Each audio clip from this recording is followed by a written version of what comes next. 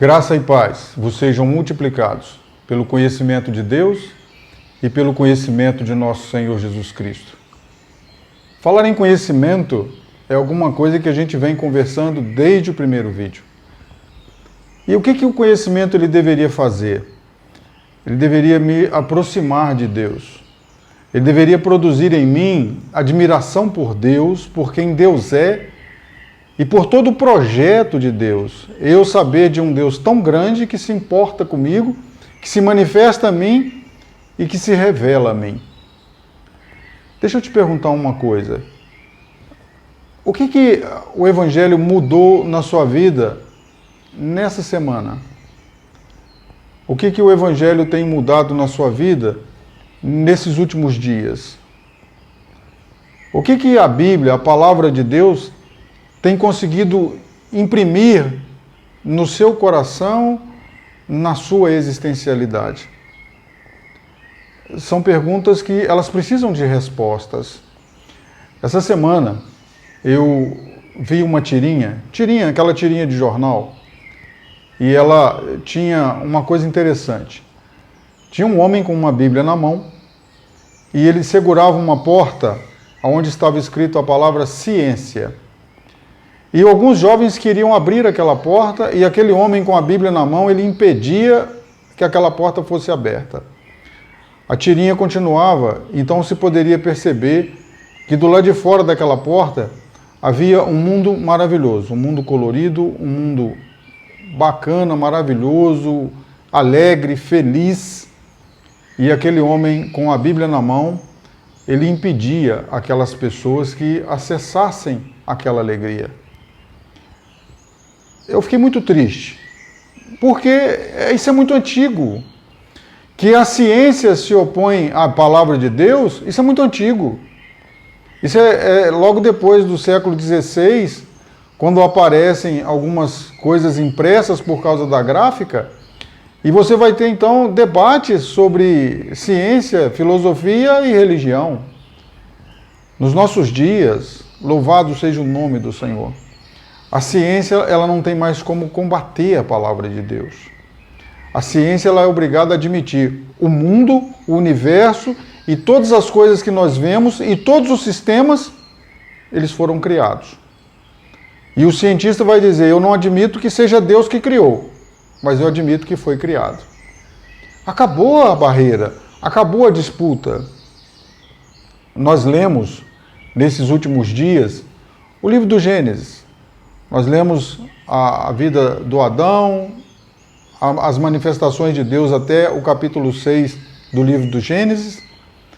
E é muito interessante a gente frisar bem isso, porque do capítulo 1 ao capítulo 6 do Gênesis, Deus vai estar revelando a nós todo um processo de revelação de Deus à humanidade.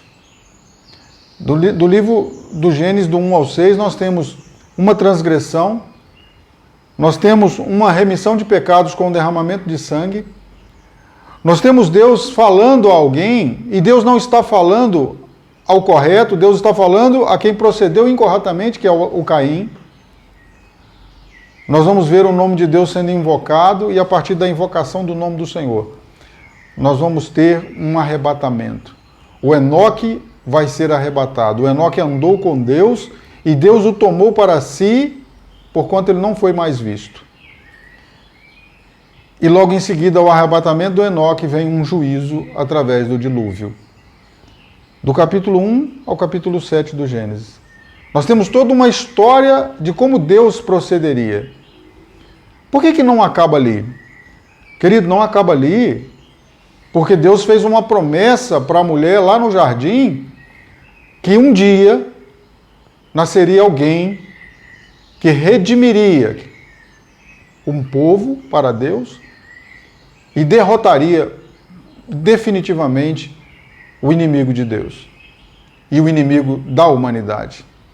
Deus faz uma promessa e ele é capaz de cumprir.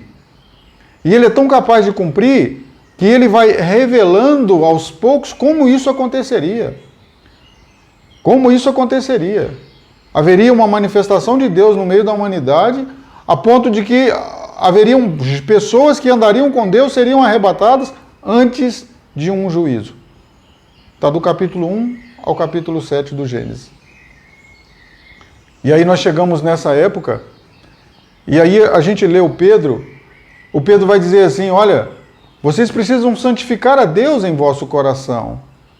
Santifiquem a Deus no vosso coração. E estejam prontos a responder com mansidão a qualquer que perguntar a respeito da sua esperança. As pessoas hoje em dia, elas não têm perguntado a respeito da nossa esperança. Elas não perguntam porque nós vivemos no meio de uma geração que sabe tudo, que entende tudo. Eu vivi dias, queridos, que a gente, para fazer uma pesquisa, para fazer um trabalho escolar, a gente consultava em enciclopédias de 20 volumes. A gente tinha que ir num índice, achar em qual livro daqueles 20 volumes estava o assunto que a gente queria, para pesquisar e para fazer um trabalho escolar. A nossa geração, ela vai no Google e pergunta para o Google alguma coisa e tem resposta. A nossa geração sabe tudo. Talvez eles não perguntem a nós a razão da nossa esperança por causa disso. Mas quando a gente vê uma tirinha dessa, tão antiga e tão empobrecida de argumentos, não existe um homem com uma Bíblia na mão impedindo que as pessoas acessem a ciência e sejam felizes com a ciência. A ciência perdeu. Todas as coisas que estão registradas na palavra de Deus, elas são hoje fundamentos históricos. Às vezes a gente vê uma ciência tentando provar para a humanidade que o homem é resultado de evolução. O homem é resultado de evolução. O homem um dia foi uma ameba que evoluiu. Isso acabou, isso é passado. As pessoas sabem que durante milhões de anos não houve nenhuma espécie que evoluiu para outra espécie, nenhuma. As coisas são criadas como são. E quando a gente lê o livro do Gênesis, logo no comecinho do Gênesis, vocês vão ver os filhos do Caim construindo cidades, e você vai ver escrito lá no livro do Gênesis que eles dominavam a fundição, eles trabalhavam com ferro e cobre. Eles eram inteligentes. Eles eram inteligentes, porque eles foram criados inteligentes. Porque eles foram criados prontos. Então, quando a gente vê, hoje se discutir, que alguém pega lá um crânio, dá o nome para ele de Luzia e começa a medir, e o cientista diz assim, todas as dimensões desse crânio são as dimensões de um macaco, mas esse aqui é o crânio de um homem primitivo. E eu sou obrigado a acreditar nisso? Para que eu sou obrigado a acreditar nisso? Então, querido, na dúvida, eu fico com a palavra de Deus. Incontestável. Incontestável. O primeiro versículo da Bíblia, no princípio criou Deus todas as coisas, os céus e a terra. É incontestável.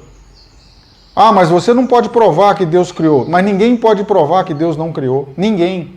Ninguém pode provar que Deus não criou. Então nós chegamos nesse momento da existencialidade da humanidade e Deus disse que faria e está fazendo. E por que Deus disse que faria e está fazendo e isso chega ao meu alcance? Para que eu aprenda a amar a Deus, para que eu tenha temor de Deus e para que eu queira ser redimido. Para que eu compreenda que pelos meus próprios caminhos não tem saída e não tem solução. E é isso que a gente vai aprender no comecinho da história da humanidade. Essas pessoas que construíram a Torre de Babel, que você vai ver lá no livro do Gênesis, a gente vê ali, a gente pensa numa torre simplória. Querido, é categoria de pirâmide. Você duvida? É categoria de pirâmide. Basta você olhar o que Deus permitiu que ficasse ainda no Egito, como história, para que a gente compreenda a capacidade da engenharia das pessoas daquela época. Tem pirâmides de 4.000 e poucos anos, intactas. Estão lá como testemunho da capacidade da engenharia do povo daquela época. e eu vou me curvar a uma ciência que só tem teoria, que um dia fala uma coisa e outro dia fala outra coisa? Nós não precisamos disso. Nós temos a oportunidade de mergulhar na palavra de Deus e nas verdades de Deus. Conhecendo a Deus e tendo sempre mansidão e disposição para responder a qualquer que nos pergunte a razão da nossa fé. É maravilhoso a gente se deparar com essa situação.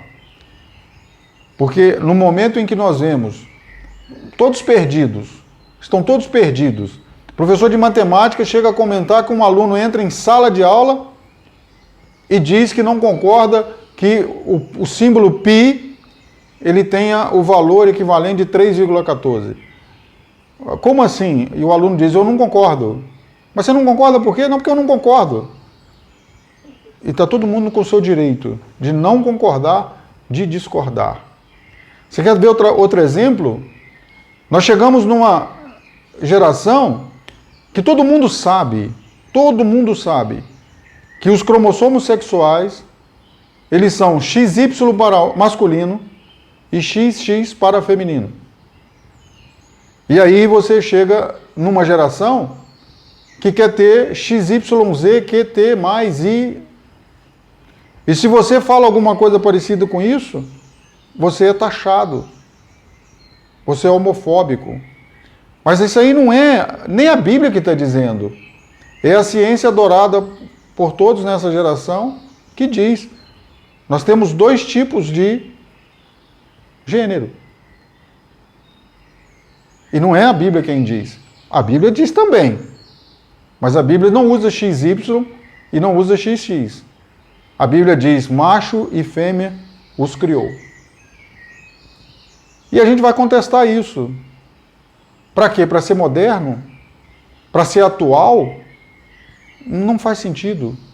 Nós não precisamos disso. Eu estava conversando com uma pessoa essa semana. E qual que é o convite dos sábios da nossa geração? Eles nos convidam a pensar fora da caixinha. Mas ele não te dá opção de liberdade, ele te dá outra caixinha. Você vai parar de pensar naquela caixinha para pensar na outra caixinha. Liberdade é só Jesus. Liberdade para nós tem nome. Liberdade para nós tem um modelo. Liberdade para nós é Jesus. Porque ele é verdade absoluta. Ele é imutável. Ele é infalível. Ele é incomparável. Jesus. A quem eu vou comparar Jesus? Para fazer um pensamento fora da caixinha? Não tem, querido. Não tem. Alguém vai dizer, é fanatismo. Não, fanatismo é o que as pessoas fazem baseado em fábulas. Baseado em fábulas. Eu creio numa pessoa que pode me dar a vida eterna. Foi a promessa que ele me fez. Essa é a razão da minha esperança. E quando qualquer pessoa pergunta, eu sou obrigado a falar esse absurdo. Esse absurdo.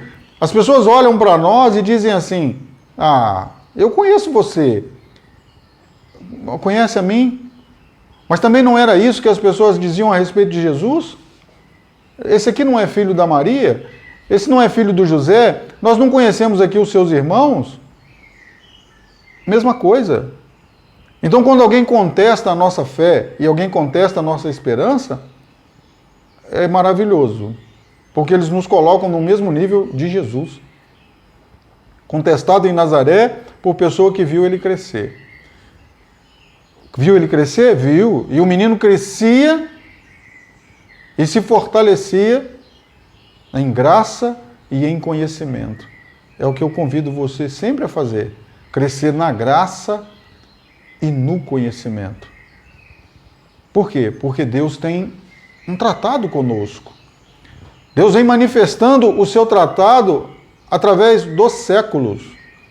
Através dos séculos.